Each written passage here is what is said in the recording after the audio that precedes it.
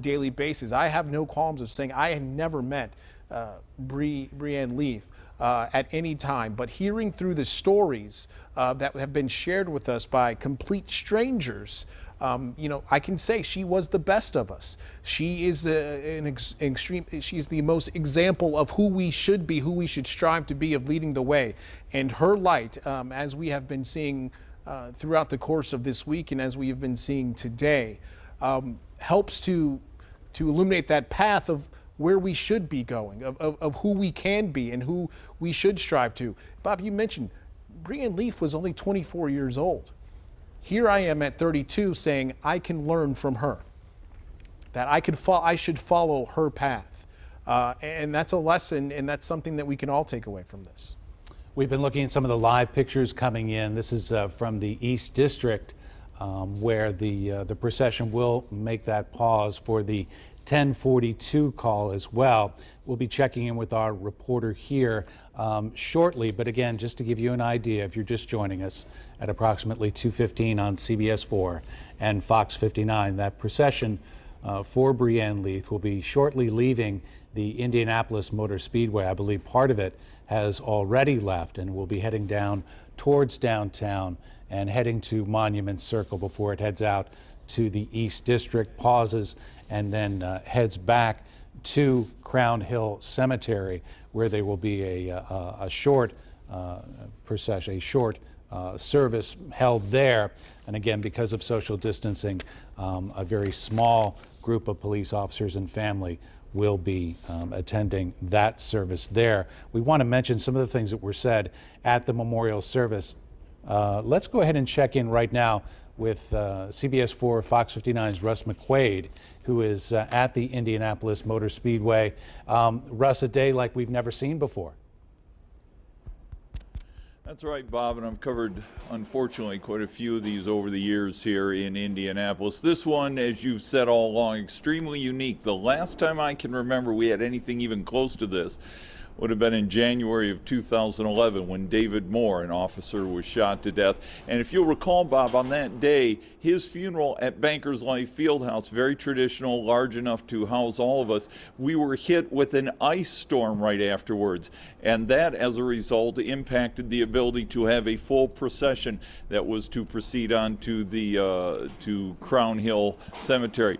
We're seeing it again today, and I was struck by the irony of it, that I'm here at the media center at the Pagoda overlooking the front straight at the Indianapolis Motor Speedway. It was just one building over in the Pagoda in a suite there where a sparsely attended funeral service was held, but in some ways it felt more intimate as it was just her family and a handful of commanders from IMPD and the religious community that were able to be in that room with Officer Leaf. But then the grandeur of what we've just witnessed here at the Indianapolis Motor Speedway of the procession of her hearse around the 2.5-mile track, and then of course the officers able to pay her respects, salute, all their cars lined up and add their carnations to that trailer that followed it behind. And I'm staying here and I'm thinking, this is a place every year in the month of May where the city of Indianapolis comes together to celebrate champions. And in a way, we have celebrated another champion here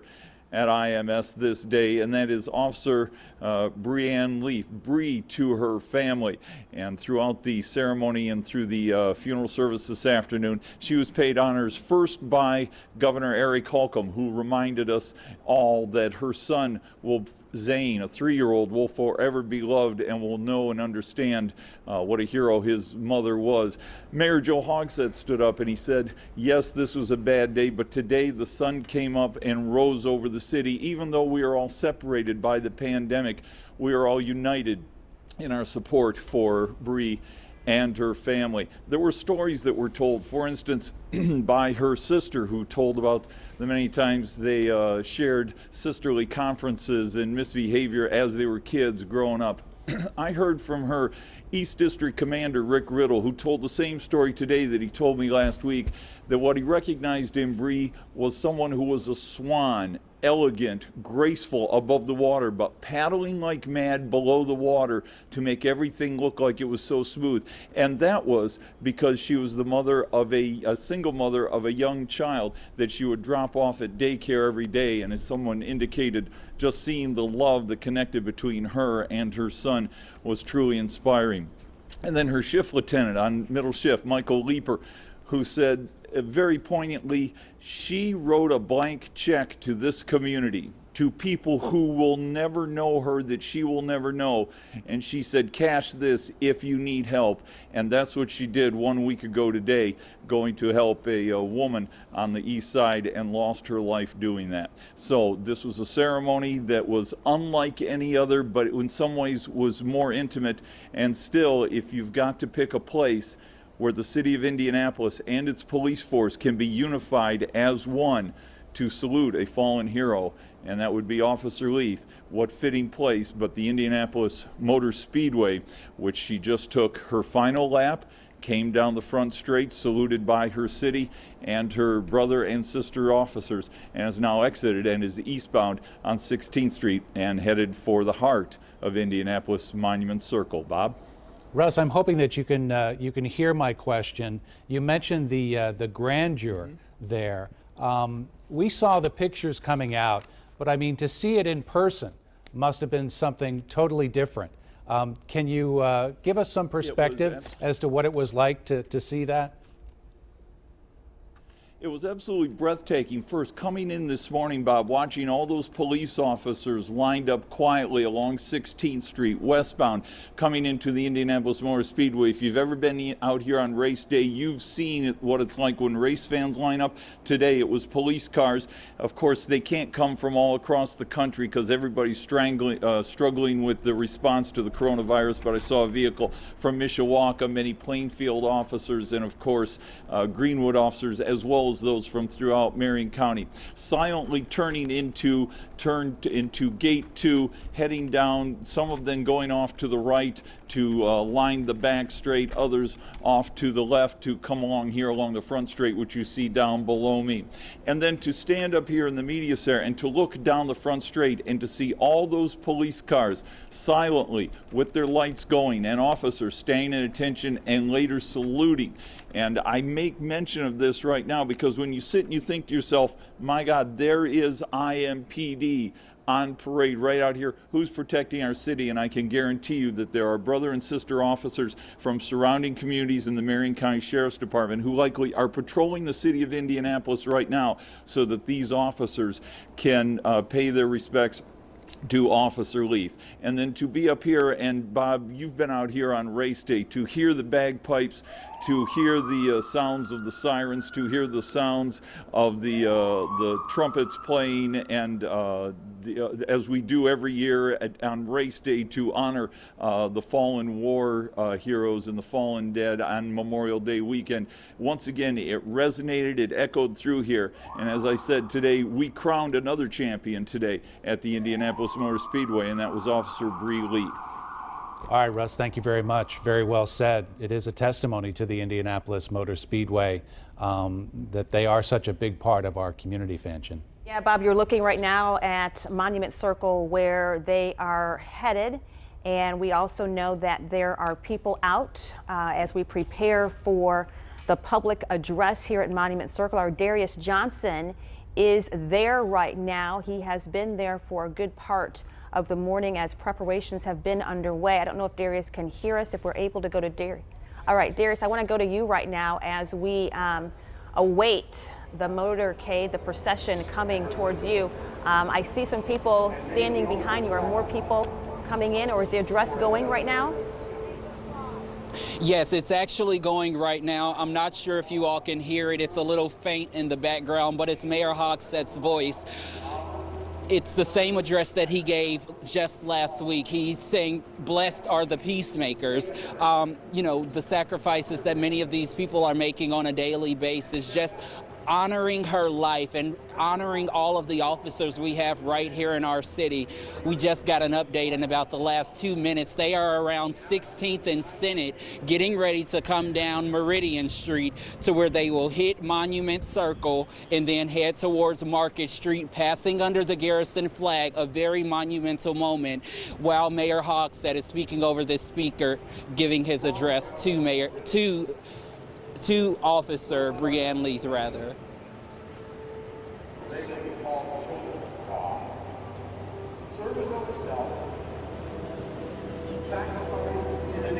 Distancing, but what is the scene there right now? Yeah, the scene here right now, there are a lot of people here. Many of these people are just anxiously waiting. We're seeing a lot more people pour in within the last 5 minutes. Many of them just standing right here on the steps. Some of them just sitting on the steps as well, holding signs, holding American flags, holding our state flag. Many of them quiet, but I think the biggest takeaway from looking at all of this, everyone is emotional. You're seeing it within their faces that Bree has touched everyone who is here today. Many of them say that they were working from home and they've been watching this coverage and they just decided to come outside to pay tribute to her. There are so many people here right now, most of them just strangers, some of them just wanting to bring their kids out as well to honor her as they've been looking at these stories as well. We're seeing more people even walk up with children right now. So just a very powerful moment. You can even see some of these IFD firefighters line up right here just to take a photo really fast under that Garrison flag before that procession heads this way. I have one more question before we let you go. I mean, you mentioned that you talked to some of the people there.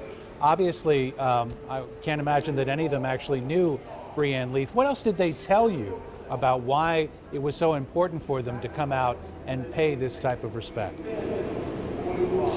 Well, you know, I think the most pivotal thing that I've heard so far today is from someone who previously served in the Navy. She's actually not standing too far away from me right now. And she mostly talked about exactly what Officer Leath gave, what she did, what she provided to this city, and just how that moment and just how everything that she's done over the last 2.5 years is something that sits with her. She's 33 years old, she's a mother, and she's obviously thinking about Officer Leath, 24 years old, a mother as well, both of them serving. So just a lot of those comparisons and a lot of those similarities just really sitting with her and just cherishing those moments. And just, she even said she wished she could have been her friend because of everything that she's learning about her. Just a wonderful person. You know, Darius, it's interesting you said, you know, she wishes she could be her friend. And as you were saying those words, I was thinking, you know, because of the beauty of today, we all, in some respects, feel as though Bree was our friend. She was such a friend to so many people. We were getting to know her in such an intimate way that you can't help but feel as though she was our friend. Yes, and you know, even for all of us, it's so weird and it's so funny just to hear all of this, how many people are just saying she is like a friend to us. She is just this amazing person, this amazing character, someone who will give to anyone. I think for me, the biggest thing that I've seen over the last week, just the photos and the images coming in, there's one that continuously sits with me. And actually, you guys, I'm going to go ahead and stop. We see them coming in right now. We're going to try to give you a closer shot of this motorcade as it begins to come in. You can see the lights. You see the flag blowing in the wind. This will be a very somber moment. You hear Mayor Hogsett in the background with this tribute. This is the moment everyone has been waiting for, as this is somewhat of Officer Leath's victory lap around the city of Indianapolis, coming right here downtown to hit the Monument Circle, to then hit IMPD headquarters, and then MCSO headquarters before proceeding to East District, where she served.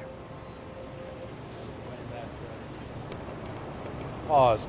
But John, quickly, I wanted to bring you in. The symbolism of Monument Circle, it represents the center of our community, and it represents Breann Leath's connection to that community. You know, I do appreciate that he said this is her victory lap, because this is an opportunity for the community, but for the officers in that procession to really just have some quiet time and reflect and slow things down a little bit and just take it all in. And it is an honor for her to go to Monument Circle where so many honorable events have taken place and so many honorable names are enshrined. It is truly an honor for everyone. And this is probably going to be the first time when we start to see the community come out, and visually that's going to take on a deeper emotional significance, because of course the community was not able to be there at the Indianapolis Motor Speedway, but now we're going to be able to see the inclusion of those people from the community who have decided to come out with social distancing and also pay their respects to Officer Leaf, to her family, to our men and women in blue, her police family, as they approach the American flag there on Monument Circle, as Mayor Hogsett's tribute to Officer Leaf is playing there in the public square, the Monument Circle, that for us here, Bob and Nick, this is Indianapolis. This is the symbol of our city and our community. We are going to be pausing in just a moment, but Nick, just very quickly, if you could give me your thoughts. You've covered ceremonies like this before at Crown Hill. What goes through your mind, and what, when you see a procession like this pull up? You know, it's as things go in slow motion and you pause, and it becomes a very silent reflection of what you're seeing and what that means. And I also want to draw a point. Look at how the streets are beginning to fill. We're starting to see people pop in. A few minutes ago, they looked pretty empty. Now you're starting to see the community come out because of how important this moment is. And even though in processions just like this, you tend to have hundreds of cars, there is a silence that comes with this moment that is so reflective.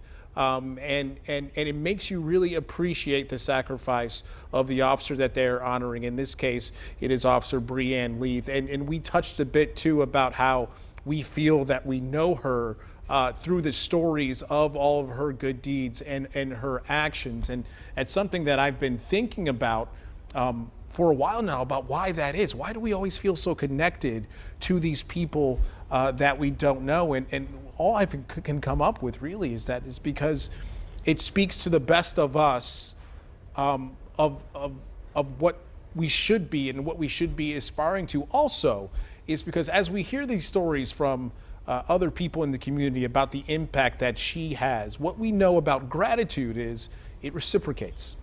And so as we hear their gratitude, we become grateful for her very presence. And I've said this, I have never met Officer Breanne Leaf, but I'm extremely grateful for her impact on this city. John, as we watch this procession, as it makes its way to Monument Circle, around Monument Circle, I should say, when the carriage gets to that Garrison flag, typically there is a pause and a salute, correct? Yeah, I think that's likely what you'll see. Traditionally, that is what you see. And what you're seeing now is all of the police officers involved, they lead the coach. So you'll always see them in front of the coach, and the coach will be the last of this line of police cars. And this line of police cars is not as long as it typically would be because of social distancing. But again, we are anticipating as many as 100, 150 police cars, and that this has been a very, very fluid situation because of the speed and some of the challenges that they had in putting together all of these remembrances, correct? Yeah, hats off to the planners of this, the things that they had to get creative with, and they really have thought outside the box and found an honorable way to carry out this memorial service. I am just struck by that image right there, that line of police vehicles going right up the main street of Indianapolis, Meridian Street. And it really is such a touching picture, one of many that we will see throughout the afternoon. When the carriage does get to the Garrison flag, we will pause our coverage just very briefly to listen in. And again, we are expecting to hear an address from Mayor Joe Hogsett, one that was recorded, his thoughts, his honors for Breanne Leaf. Yeah, in fact, that address, I believe, is playing right now. You, again, if you are just joining us, our coverage of Officer Bree Leaf's memorial and celebration of life today. You see the procession just leaving IMS, now heading into Monument Circle, where we can see there are many people from the community, children, young, old, who have come out just to pay their respects. Nick so eloquently putting it, you know, we're so grateful to Bree Leith for her dedication to our community, her willingness to step in the gap each and every day, putting herself in harm's way, being willing to lay her life down for the life of another. And you see there some people from the community who have come out to pay their respects. When you see how deeply a young woman at 24 has touched a community, and you see and hear about her commitment to live out her faith each and every day, and the power of how that can touch other people's lives, it is undeniable. And we will forever remember this day through a hard time in our country right now, where there is so much uncertainty, where there is so much fear and anxiety. In moments of grief and challenge and trial like this, we're reminded that there is hope and that there is one who gives us that hope. And we share that as a community right now. And you're seeing it, you're experiencing it. We are all experiencing it together, even though we are distanced with social distancing. There you can see more people who have come out to Monument Circle. Bob, we see that procession taking that half circle there, and now heading up to IMPD headquarters, I believe, is the next stop along this procession. We want to be respectful of the moment, but I'm hoping that we can bring in Darius Johnson into our conversation right now. Darius, can you hear me right now? Can you describe for us what it's like there at this moment? Yes, Bob and Fanchon, I can hear you all. It's really quiet. It's really somber. It's one of those situations where everyone is just taking it in right now. All you're hearing is camera clicks back to back. A lot of people holding their cameras, just trying to capture this moment. I'm even looking at fellow officers, her brothers and sisters in blue, who are standing here as well, somber looks on their face. Very sad, but also grateful for knowing Officer Breann Leith, and obviously grateful for the woman who she is and everything that she has given to this city as well. Just one of those things that we continuously hear about her as the day goes on. As I step out of this shot and just give you all another look, I want you to look at these lights in this single file line coming down Meridian Street, something that you don't see very often, but obviously, again, through this pandemic, a fewer amount of officers, but these are still the officers of the East District, the officers of that 16th recruit class that she was a part of, who are here, a part of this procession, leading that carriage, leading that hearse as they get ready to do her victory lap around this city to continue paying honor and tribute to Officer Breann Leith.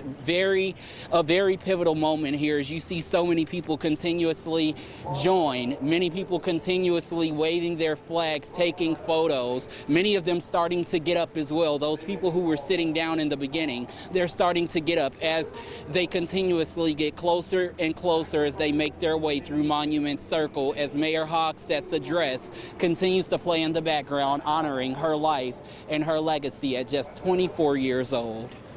All right, Darius, thank you very much. John, I'll bring you into the conversation right now. I have to say that I'm struck by the number of police vehicles in this procession. Quite frankly, it's more than I thought. But again, the outpouring of support is such that it's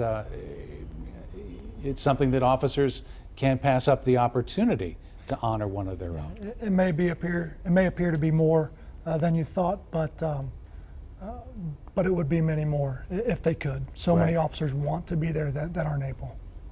Well, and it gets to the point that the whole purpose of today was this balancing act that we talked about earlier, where and there's the carriage. So I'm going to go ahead and hold that thought, and we're going to pause our coverage as we wait. Is that the carriage? No. The coach is the coach back. is further back. You see the motorcycles. No. There it is, further back. So I'll go ahead and I'll finish that thought, John, where you're striking that balance between honor and abiding by the social distancing. Yeah, you know, it is a difficult balance, but it's important to everybody involved to hit every single traditional thing that you would see in a police funeral. And Bob, what I'm struck by is that we see children there. And the one thing that we have learned about Officer Leith is that she was inspired to serve her community as a child. So you have to wonder, when you see these awe-inspiring images that we are seeing, is there another Breanne Lee in that crowd? Well, no doubt there a there child? is. That's how children's dreams get ignited. That's how you understand and find out what the passion is and what the gifts are that have been placed inside your heart from the time you were born. And she talked about, Nick, when her dad brought that police car home and turned on the lights, she knew instantly why she was created. She knew instantly what her calling was. And we're going to pause here as we can all just pay reverence as Officer Leaf's body is brought in to Monument Circle.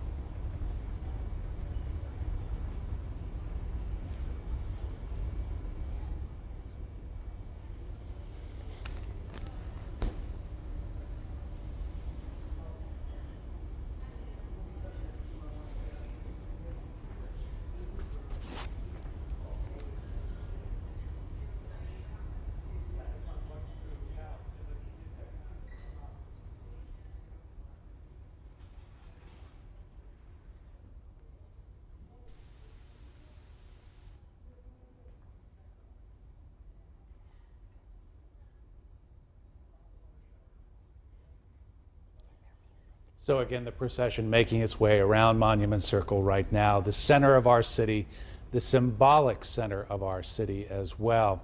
And we talked about what Indianapolis meant to Bree Leith and the impact that she made in those 24 years and the impact that she will continue to make as these children and all of the people that she touched throughout her career, not just in IMPD, but in the Department of Corrections and also as a veteran. The example that she set, John, is something that will live on forever. It's an example that we all hope to follow. She had a big heart. We learned that kindness is contagious. And from what I've learned about her is she was one of the kindest people around. Yeah. And I think that shows in the memorial stories that we're hearing today. We are talking now about, how she has touched so many, and her legacy is already starting. And I am honored to even be able to make this announcement right now. We've just gotten word. Mayor Hogsett has said that Officer Leaf, of course, she worked at the Indiana Women's Prison. And now, at Governor Holcomb's briefing this afternoon, the governor announced that they are renaming the Women's Prison Nursery after Officer Leaf. The nursery at the Women's Prison will now be named the Officer Breanne Leith Memorial Maternal and Child Health Unit. As we know that she started part of her career at the Women's Prison, a young correctional officer who came in as kind of a shining light, and she made a mark just starting there. And we heard a little bit about her time there and how much she impressed the people there. But her legacy is starting, and it's going to be a lasting legacy. We know that. This is breaking news. The governor making that announcement Yeah. at his 2:30 coronavirus update, Yes. and very, very appropriate because of the role that children played in Breanne Leith's life. So no surprise that Governor Eric Holcomb would choose this occasion to make that announcement. All right, we are watching the procession as it makes its way out of downtown and over towards the east side. It is going to be taking that right and taking that left and heading east out to Washington Street, out to East District.